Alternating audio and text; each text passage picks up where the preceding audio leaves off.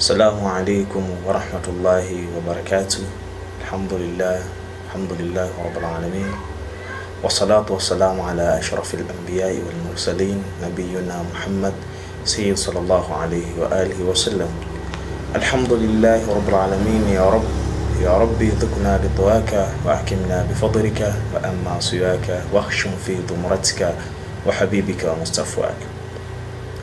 اللهم أخرجنا من الشكاوة إلى السعادة ومن الإهانة إلى الكرامة ومن الضر من العزة ومن السقم إلى الرضا ومن النال إلى الجنة ومن الفقر إلى الغنى ومن الإساءة إلى الإحسان ومن الأعمال شرها كلها إلى أعمال خيره كلهم.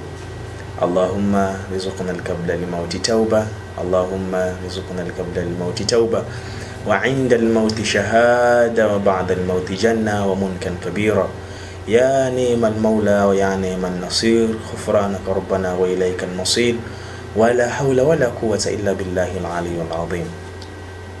أما بعد، إخوة الإيمان، أوصيكم ونفسي بتقوى الله عز وجل كما قال الله تبارك وتعالى في محكم القرآن العزيز: يا أيها الذين آمنوا اعبدوا ربكم الذي خلقكم والذين من قبلكم لعلكم تتقون. نعم، أما بعد، فيا عباد الله أحباب الرسول الله، نعم نستمر في هذه شهر رمضان الذي أنزلت فيه القرآن هدى للناس وبينات من الهدى والفرقان. المبرور حجهم، المشكور سعيهم، المغفور ذنوبهم، المكفر عنكم سيئاتكم ويدخلكم جنات تجري من تحتها الأنهار. أما بعد، إخوة الإيمان، ndugu zangu wapenzi watukufu wa Kiislamu, leo al-unwanu khutbatul yawm, unwani ya mazungumzo yangu ya siku ya leo, sanatahaddath, tutaangalia masala diniya, tutaangalia masala ya kidini. Ndugu zangu, tunatambua tupo ndani ya mwezi mtukufu huu wa Ramadhani ambao Mwenyezi Mungu amehalalisha wote walioamini kufunga kama alivyosema katika Qur'ani: ya ayyuhalladhina amanu kutiba alaykumus siyam kama kutiba alal ladhina min qablikum la'allakum tattaqun. Ndugu zangu, Mwenyezi Mungu amesema katika Qur'ani amefaradhishia kwenu kufunga kama alivyofaradhishiwa waliokuwa kabla yenu ili mpate kuwa wacha Mungu. Mada yangu kidogo itastiki hapa, la'allakum tattaqun, ili tupate kuwa wacha Mungu. Ndugu zangu, ucha Mungu hauji hivi hivi. Ndugu zangu Waislamu, tendo unapolifanya mara kadhaa wa kadha, basi linakaa moyoni. Ndio maana ukiangalia katika aya nyingine Mwenyezi Mungu anasema: inna salata tanhanil fahsha'i wal munkar. Hakika swala hutuondoa au hutukinga na mambo machafu. Swala ukiswali vilivyo hutukinga na mambo machafu. Hivyo hata saumu ukifunga inavyotakikana haswa, basi elewa utatoka na zawadi bora tukufu ya takwa.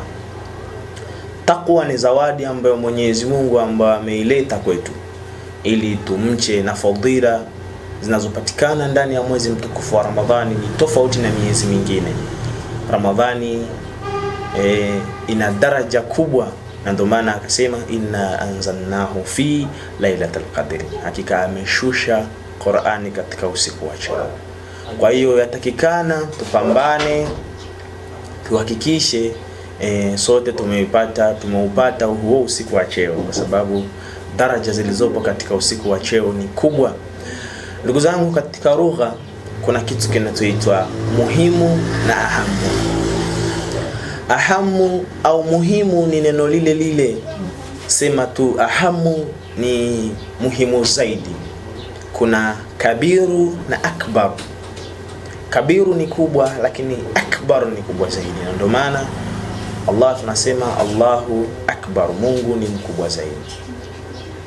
Sasa ndugu zangu watukufu wapenzi wa Kiislamu, mwezi huu yatakikana tujitoe, tufanye yaliyokuwa mema ili tupate zawadi tukufu ya takwa. Ndugu zangu, tusiuabudu mwezi mtukufu wa Ramadhani. Tusijalie kwamba sisi tunauogopa Ramadhani, miezi mingine hatuogopi. La, si hivyo mashekhe. Yatakikana tutakavodumu katika mwezi huu mtukufu wa Ramadhani, basi hata utakapoondoka mwezi mtukufu wa Ramadhani, basi tuendelee kuutukuza au tuendelee kubaki katika mlolongo ule ule ambao tulipita katika mwezi mtukufu wa Ramadhani. Ndugu zangu, Ramadhani ndio hiyo inaondoka. Na Ramadhani fadhila zinazopatikana katika mwezi mtukufu wa Ramadhani ni nyingi nyingi nyingi, na ni ahamu zaidi. Shekhe, ukifanya moja, kama ni moja la kulipwa 3, basi unalipwa 6.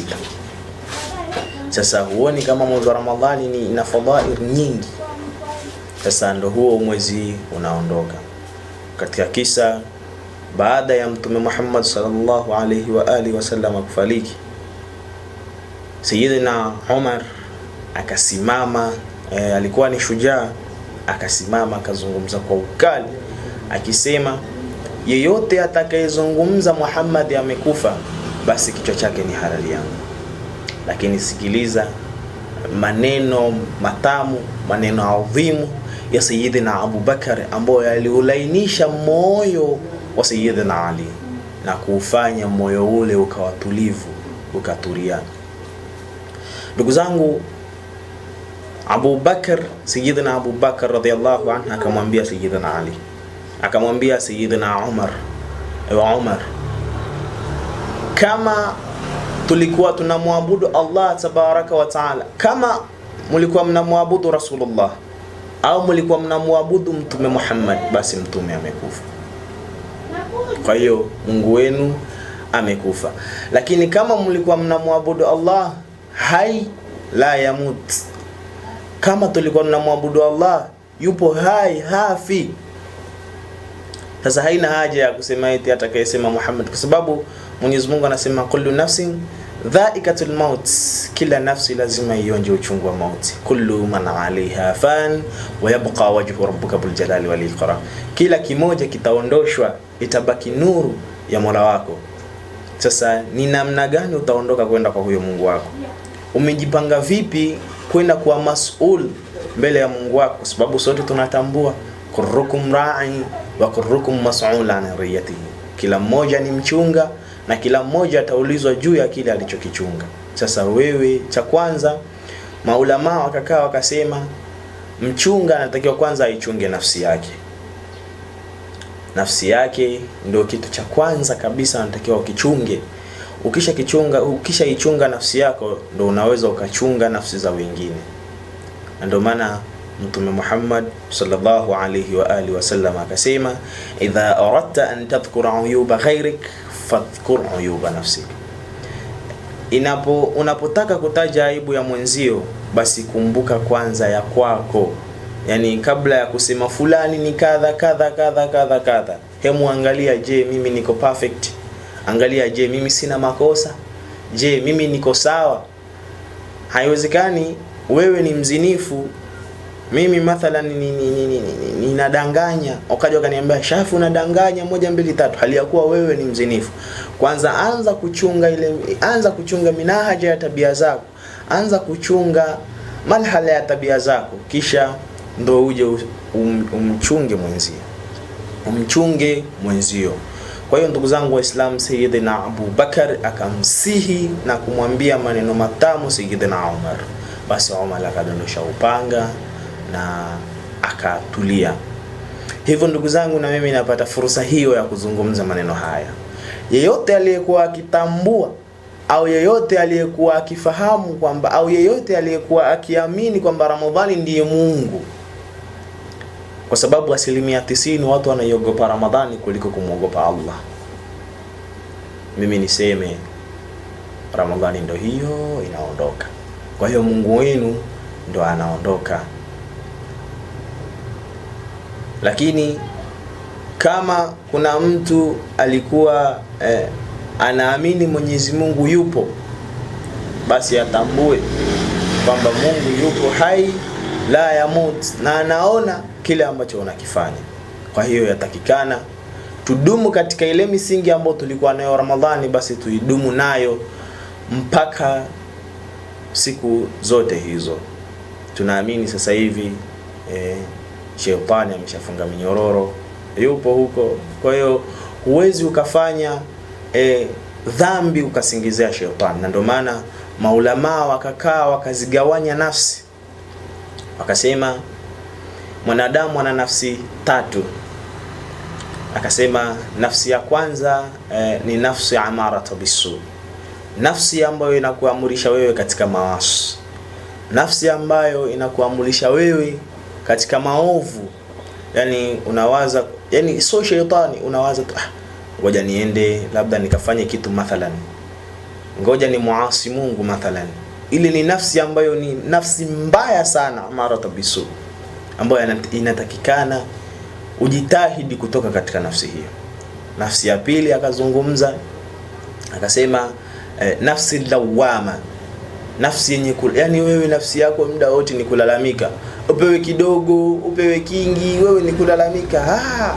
Umeomba sadaka umepewa 500, jamaa bahiri kweli kweli, jamaa ana hela bana, ananipa mimi 500. Umeifanyia nini? Ndugu zangu watukufu wapenzi wa Kiislamu, hizo ni nafsi ambazo zimegawanywa na maulama. Nafsi lawama, yani wewe kiwe cha khairi unalalamika, kiwe cha shari wewe ni kulalamika, nafsi yako umeijengea kulalamika. Alafu akasema nafsi ya tatu ni nafsi mutmainna. Ndio maana ukiangalia katika aya anasema ya ayyatuha nafsu ya ayyatuha nafsul mutmainna, nafsi yenye kutulizana. Shekhe, waumini wote tunatakikana tuwe na nafsi hii.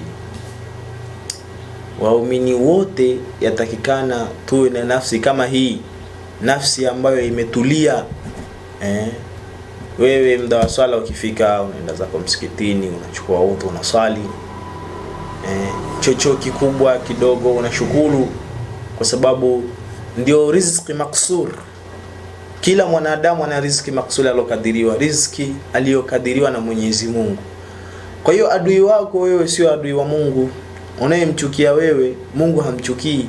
Ukamwombea labda asipate riziki, asipate kadha wa kadha wa kadha, lakini Mwenyezi Mungu ni mwingi wa rehema.